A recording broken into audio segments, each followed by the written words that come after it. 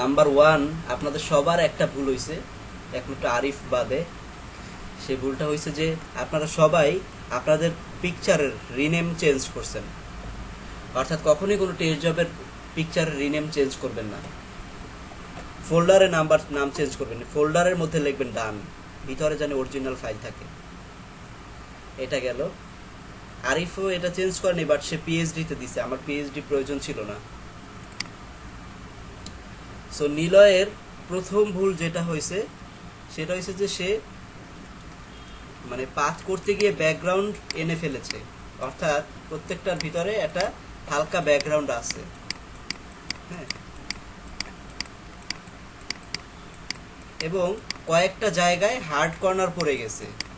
তবে পাথের কোয়ালিটির দিক থেকে যদি আমি বলতে যাই, তাহলে পাথের কোয়ালিটি আপনার প্রায় 60% ভালো, 60% অনেক ভালো। সেই হিসাবে সেই অনুপাতে আপনার পাথের কোয়ালিটি অনেক ভালো, শুধু আপনার কয়েকটা পয়েন্টস বোঝাটা খুব কঠিন হয়ে যায়। যেমন ধরুন এখানে আপনি যেভাবে অনেক হার্ড কর্নার নিয়েছেন, এভাবে হার্ড কর্নার না নিয়ে এই জায়গাটাকে সফটলি নেওয়া উচিত ছিল, লাইক এই যেভাবে দেখেন। আপনারটার মধ্যে আর আমারটার মধ্যে একটু এখন পার্থক্যটা আপনি নিজেই বুঝেন, কীরকম সফট আর এটা কীরকম হার্ড। সো এই জিনিসগুলো আপনার বুঝতে হবে আস্তে আস্তে। খুবই স্মুথলি কাজ করছেন, যার কারণে এত সময় লাগছে। এত স্মুথলি না করে এটা যদি আর এক পিক্সেল ভিতরে দিয়ে দিতেন, তাহলে এটা আপনার কমপ্লিট খুব ভালো হতো। আজকে আমি নিলয়কে জাস্ট একটা কথাই বলবো, সেটা হচ্ছে যে আপনার যদি ক্লিপিং পাথের উপরে ইমপ্রুভ করতে ইচ্ছে হয়, তাহলে আজকে এই যে টেস্ট জবটা যেটা 40 মিনিট লাগছে, এই টেস্ট জবটাকে আপনি যখনই সময় পাবেন তখনই আপনি ক্লিপিং পাথ করবেন। সো ক্লিপিং পাথ করার সময় যেদিন দেখবেন এই ইমেজটা আপনার 8 থেকে 10 মিনিটের মধ্যে কমপ্লিট হয়ে গেছে ক্লিপিং পাথ করা, ওই দিন বুঝবেন আপনার ভিতরে কোয়ালিটি চলে এসেছে, পাথের কোয়ালিটি চলে এসেছে এবং আপনার পাথ ইমপ্রুভ হয়েছে। সো যখন আপনি এটা 10 মিনিটে করতে পারবেন, তখন ইমেজটা আপনি আমাকে আবার পাঠায়েন, আমি তখন চেক দিয়ে বলবো যে এটার কতটা ইমপ্রুভ হয়েছে। আপনি আপনার ক্লিপিং পাথ সেই অনুপাতে ভালো হয়েছে। আনফরচুনেটলি যদি আপনি আরেকটু বুঝে করতে পারতেন, আমার ভিডিওটার মধ্যে যেভাবে আমি বলেছিলাম যে আমি ক্লিপিং পাথের যেভাবে প্র্যাকটিস আপনাদেরকে করাইছি, ওইভাবে আপনারা হয়তোবা কেউই ফলো করতে পারছেন না। এটা হয়েছে কি আপনাদের প্রবলেম। এবারে আমি আসি আজিমের। আজিম, আপনাকে তো আমি টিপ ফাইলে দিতে বলি নাই। আজিম, আপনাকে বলছিলাম যে আমাকে ক্লিপিং পাথ করে জেপিজি ফাইলটা পাঠানোর জন্য, যেভাবে নিলয় পাঠাইছে। আপনি ব্যাকগ্রাউন্ড চেঞ্জ করে একেবারে অস্থির বানায় ফেলাইছেন। সর্বপ্রথম ভুল হয়েছে আপনি ব্যাকগ্রাউন্ড চেঞ্জ করছেন। দ্বিতীয় ভুল হয়েছে আপনি ওয়ার্ক পাথে কাজ করছেন। ওয়ার্ক পাথে কেন কাজ করবেন? আপনাকে কাজ করতে হবে পাথ 1-এ। হ্যাঁ,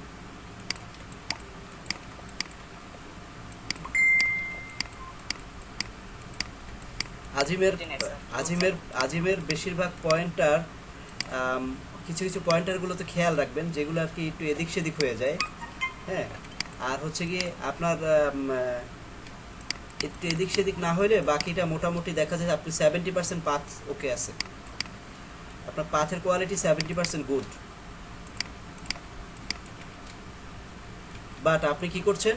আপনি একই ভুল করতেছেন, সেটা হচ্ছে যে একেবারে একটু মানে কাটায় কাটায় করতেছেন। কাটায় কাটায় করা দরকার নেই, 1 পিক্সেল ভিতরে কাটেন, এখান থেকে কাটেন, সমস্যা নেই। 1 পিক্সেল ভিতরে কাটেন, ভিতরে কেটে ব্যাকগ্রাউন্ডটা যাতে না আসে। আপনাদের বেশিরভাগই ব্যাকগ্রাউন্ড চলে আসতেছে। হ্যাঁ, আর ইনসাইড দেননি, যার ফলে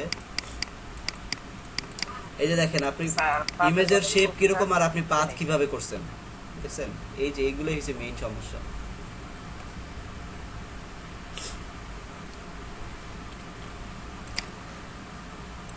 আপনার এই পাথ করতে আছেন কতক্ষণ সময় লাগছে?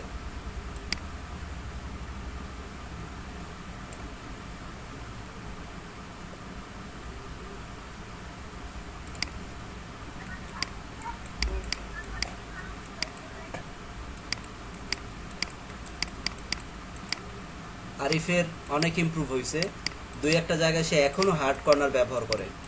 বাট ওভারঅল দেখেন কত দূরত্ব করে পাতগুলো, পাতের পয়েন্টার বসাইছে, এখানে একটা পাতের পয়েন্টার দূরত্ব বাড়াইতে হবে। কিন্তু আপনারা হার্ড কর্নার নিয়ে নিচ্ছেন, এটা হচ্ছে সমস্যা।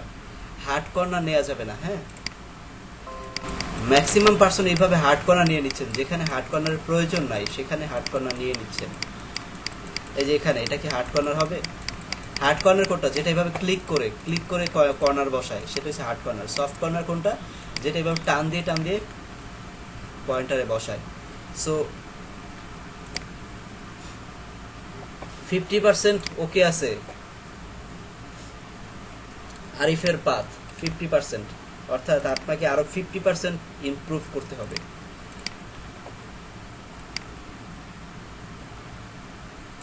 Saimul, hello sir. Wait, Saimul same ভুল করছেন। ওয়ার্ক পাথে কাজ করছেন। ওয়ার্ক পাথে যদি কাজ করেন তাহলে কিভাবে হবে?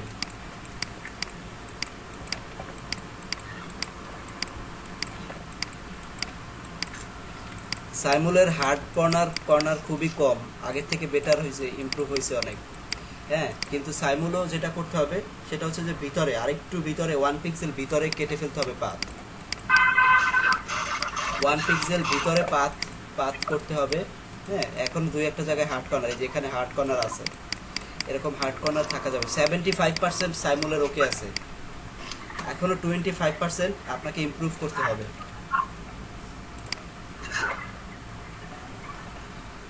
সো ওভারঅল আমি দেখতে পেলাম যে আপনাদের পাথের কি অবস্থা। হ্যাঁ, পাথ যদি আপনারা ইমপ্রুভ করতে চান তাহলে আপনাদেরকে আরো আরো ভালোভাবে পাথের কাজ করতে হবে।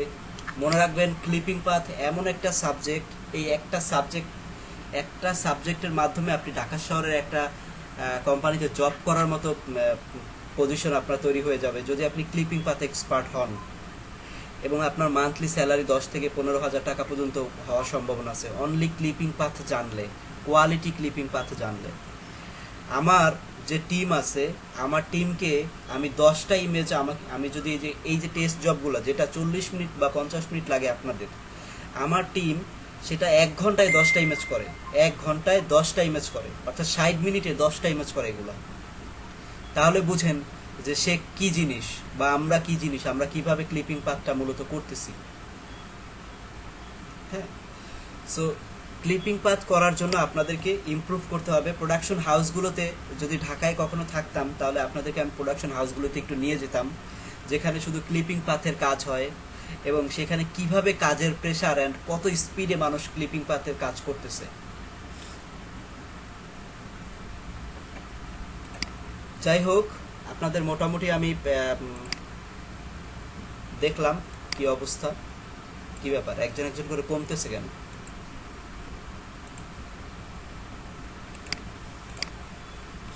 আজিম কিছু বলতে চাচ্ছিলেন?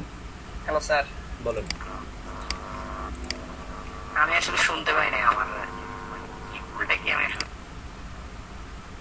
আহা, কেটেই ফেলছি।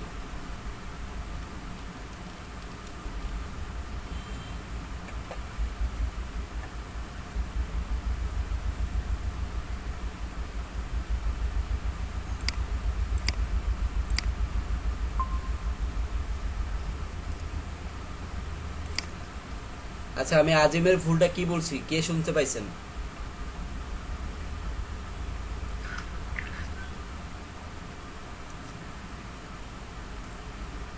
কেউ শুনতে পাইছেন? গিফ ফাইলে দিছিল আর হচ্ছে গিয়ে ব্যাকগ্রাউন্ড চেঞ্জ করে ফেলছিল, প্লাস হচ্ছে মানে একদম এজে নিছিল আর কি। হ্যাঁ, রাইট। আজিম, আপনি প্রথমত ভুল করছেন, ফাইলটা টিফ ফাইলে আমাকে পাঠাইছেন, আমার টিফে দরকার ছিল না, আমি বলছি only clipping path. That means আপনি পাথ 1 নেবেন, 300 জুম করবেন, পেন টুল সিলেক্ট করবেন, ক্লিপিং পাথ করবেন। ক্লিপিং পাথ করার পরে আপনি সেম অবস্থায় সেভ দিয়ে আমাকে পাঠাই দিবেন ইমেজটা, আমি যে ফরম্যাটে দিয়েছি সে সেম ফরম্যাটে। যদি ক্লায়েন্ট আপনাদেরকে বলে I need some clipping path work, that means আপনাদেরকে বুঝতে হবে যে অনলি ক্লিপিং পাথ। যদি সে background remove, transparent background, PhD, TIFF এগুলো যদি উচ্চারণ না করে বা সে যদি না বলে, তাহলে আপনি এটা করতে পারবেন না।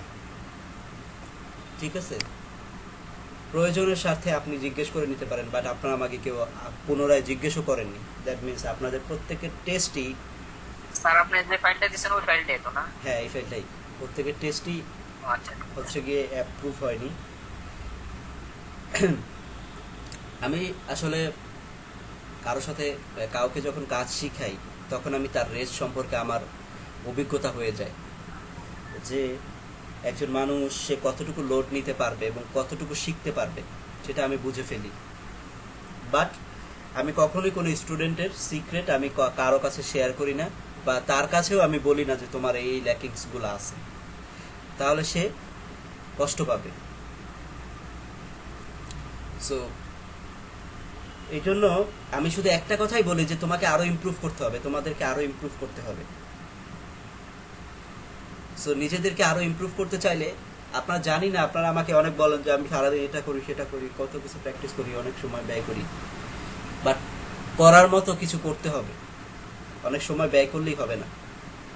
সারাদিন পিসিতে বসে বসে মনে করেন যে পায়ের উপরে পা তুললে তারপর যদি ইউটিউবে ভিডিও দেখেন আর যদি সেটা নিয়ে চিন্তা করেন যে কবে এরকম ভাবে কাজ করব, তাহলে কখনোই কাজ শিখতে পারবেন না। আপনি যা দেখছেন তা ইনস্ট্যান্ট প্র্যাকটিস করে ফেলতে হবে। আমি যা শিখাইছি তাই আপনাদেরকে প্র্যাকটিস করলেই এনাফ, এর চেয়ে বেশি কিছু লাগে না।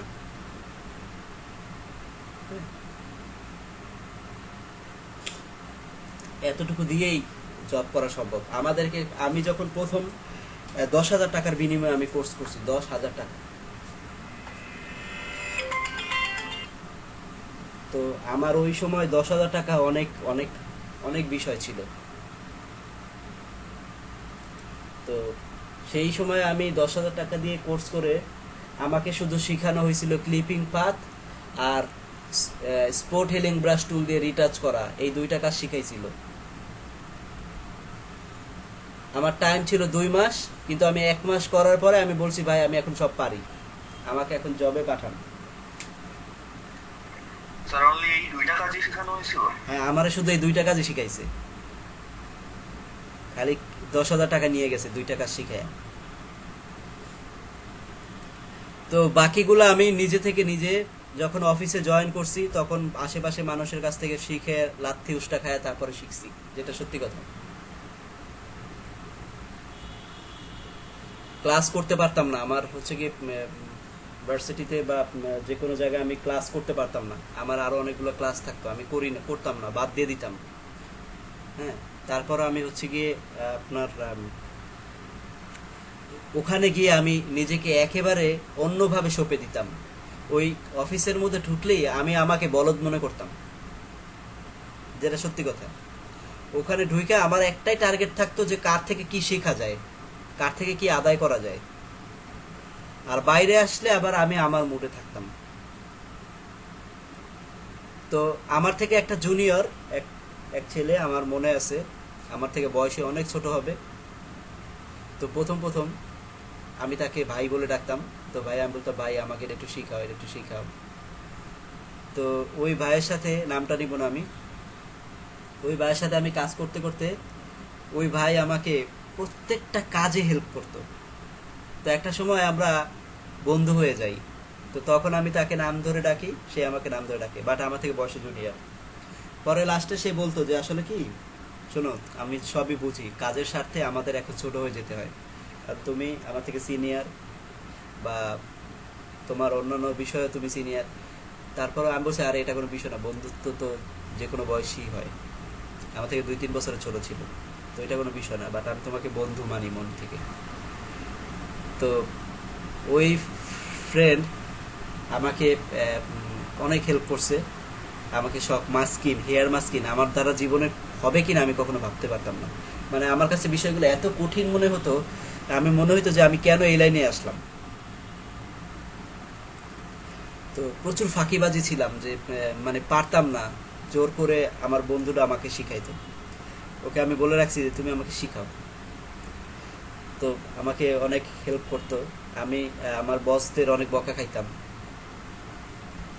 আইসা আমাকে মনে করেন যে বলতো যে আপনি এটা কি করছেন, আপনার মাথায় কি কোনো জ্ঞান বুদ্ধি নাই মিয়া, বাইরে গেলে তো সব পারেন, অফিসের মধ্যে ঢুকলে তো কিছু বুঝেন না, মানে নানানভাবে অপমান। তো আমার ক্ষমতা থাকতো যে আমি চাইলে এদেরকে ধরে বাইরে নিয়ে ইচ্ছা মতো দিতে পারতাম, বাট আমি নিজেকে এরকম ভাবতাম যে আমি ভুল করতেছি, আমাকে তাই বকতেছে। আজকে এই বকাটা আমার জন্য পরবর্তীতে আমার ফিউচার হয়ে দাঁড়াবে, কারণ আমি এই লাইনে আগাতে চাই। আমার ইচ্ছাই ছিল আমি গ্রাফিক্স নিয়ে আগাবো। আমি ওয়ার্ডপ্রেস থিম ডেভেলপমেন্ট অ্যান্ড কাস্টমাইজেশনের একটা কোর্স করছি। আমার শুধু টার্গেট ছিল যে আমি সেটা করবো এই জন্যই যে ওটার ভিতরে কি আছে আর গ্রাফিক্সের ভিতরে কি আছে। সো আমি রিসার্চ করছি যে আমার জন্য সুইটেবল গ্রাফিক্স, আমার কাছে গ্রাফিক্স ভালো লাগে, অন্য কিছু ভালো লাগে না। তারপরে আমি ডিজিটাল মার্কেটিং জানি, প্রফেশনাল ওয়েতে জানি। মোটামুটি ইনশাল্লাহ আমি নিজেকে এমনভাবে তৈরি করেছি যে এখন আমি সব ধরনের কাজই আমার মধ্যে আয়ত্তে আছে। আমি অ্যামাজন সম্পর্কে আমার সম্পূর্ণ অভিজ্ঞতা আছে, সার্চ ইঞ্জিন অপটিমাইজেশন সম্পর্কে আমার অভিজ্ঞতা আছে। ওভারঅল এরকমভাবে আমি নিজেকে আস্তে আস্তে তুলে ধরেছি। বাট আমার সর্বপ্রথম প্রায়োরিটি ছিল যে আমাকে গ্রাফিক ডিজাইনার হতে হবে, তারপরে আমি অন্য কিছু আস্তে আস্তে শিখব। ভাই আপনার কথা আমি বুঝি না। স্যার একটা কোশ্চেন ছিল, বলেন। এসইও মানে আপনার ফ্রিল্যান্সিং এর ক্ষেত্রে এসইও বেটার নাকি গ্রাফিক্স ডিজাইনিং বেটার? অবশ্যই গ্রাফিক ডিজাইন বেটার। যে কোনো বিষয় আগে গ্রাফিক্স লাগবে, তারপরে অন্য কিছু লাগবে।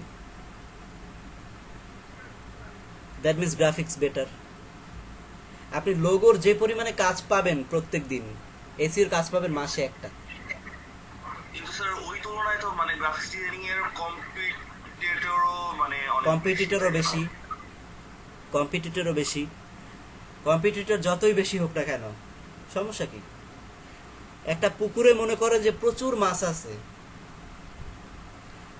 আবার জেলেও আছে। ধরেন একটা নদীতে প্রচুর মাছ আছে, আবার জেলেও কিন্তু অনেক আছে।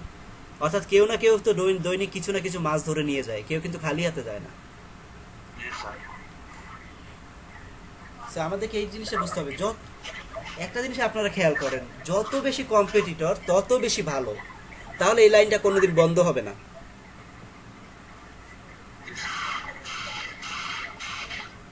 কায়ুম, আমি আপনার কথা না আসলে বুঝতে পারতেছি না। কেউ কি বুঝতে পারতেছেন? তাহলে আমাকে বলেন।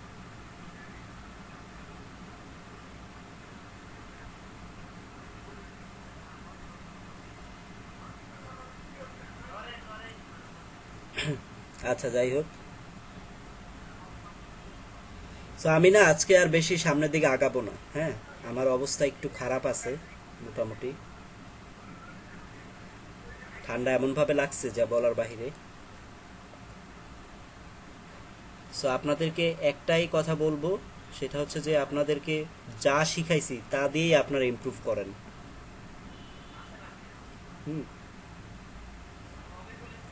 তা দিয়ে ইমপ্রুভ করেন। আর জি বলেন। আমাদেরকে আরেকটা জিনিস দেখা যায়, ওটা হচ্ছে জাইতুল যে ইয়েটা করছে, মানে যে লোগো ডিজাইনটা বানাচ্ছিল স্বদেশ পাতের ওটা, ওখানে যে একার থেকে টেনে দিচ্ছে, আমি অনেকগুলো লোগো দেখছিল, সেটা কখনো করতে পারিনি। আচ্ছা আচ্ছা, একটা অক্ষরকে টেনে বড় করে দেওয়া বা ওটা দিয়ে ডিজাইন হ্যাঁ হ্যাঁ হ্যাঁ হ্যাঁ, ঠিক আছে, দেখাই দিব না। দেখাই দিন। এটা আপনি আগামীকালকে ক্লাসে এটা মাথায় রেখেন। হ্যাঁ, আচ্ছা, ঠিক আছে। তো মোটামুটি আজকে আমি একটা স্ক্রিনশট নেই আগে, আর কাউকে পাইলাম না, এই অবস্থায় নিয়ে নিই।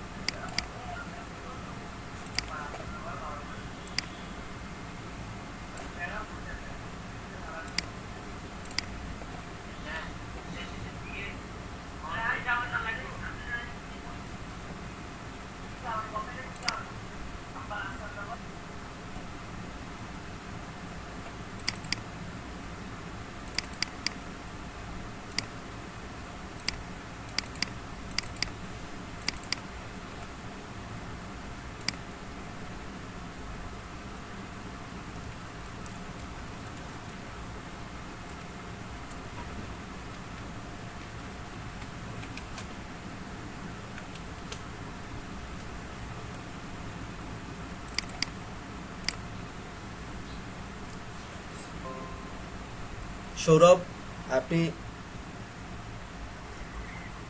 জি স্যার। যেটা করবেন সেটা হচ্ছে যে clipping path, image retouching, image masking, neck joint, shadow and reflection, colour correction, এইসব বিষয়গুলোর উপরে নিজেকে যত বেশি সম্ভব দক্ষতা গড়ে তুলুন, দক্ষ হয়ে উঠুন নিজেকে এটার উপরে।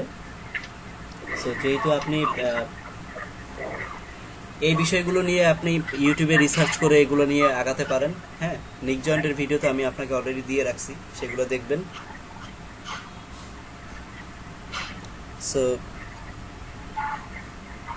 এগুলো দেখার পরে যেহেতু এখন হচ্ছে কি আপনার মোটামুটি 31 তারিখ আজকে মাসের, এই মাসে আর কিছু হচ্ছে না, আর করোনা পরিস্থিতির কারণে কোনো অফিস আদালত কিছুই এখনো খুলছে না, জি স্যার। ঠিক আছে? সো যার ফলে আমাদের অনেকেই প্রবলেমে পড়তেছে। তো আপনি তো মার্কেটপ্লেস নিয়ে আপাতত মানে ট্রাই করতে থাকি নাকি? কোনটা?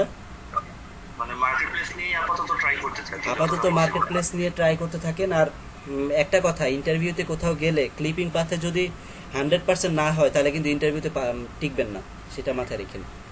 আমি রিকমেন্ডেশন করার পরেও আপনি মাস্কিনে একটু ভুল করছেন, আপনাকে টিকাই দেওয়া যাবে, কিন্তু ক্লিপিং পাথে ভুল করলে টিকাই দেওয়া যাবে না। Okay sir.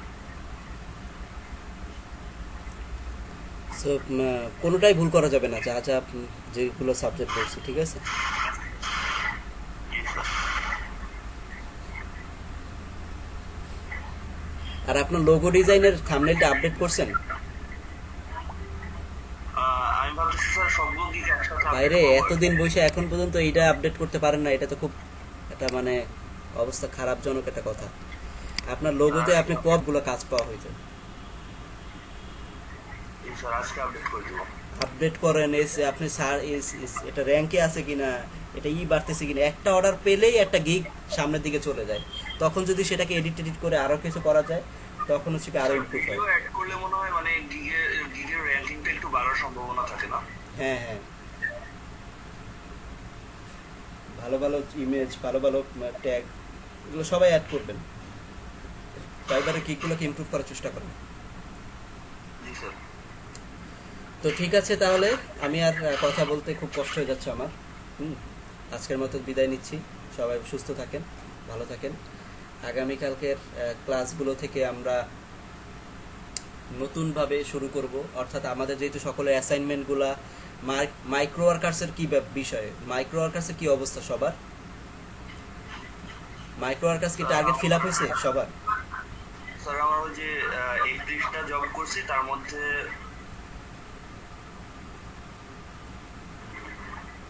31টা করছেন টোটাল?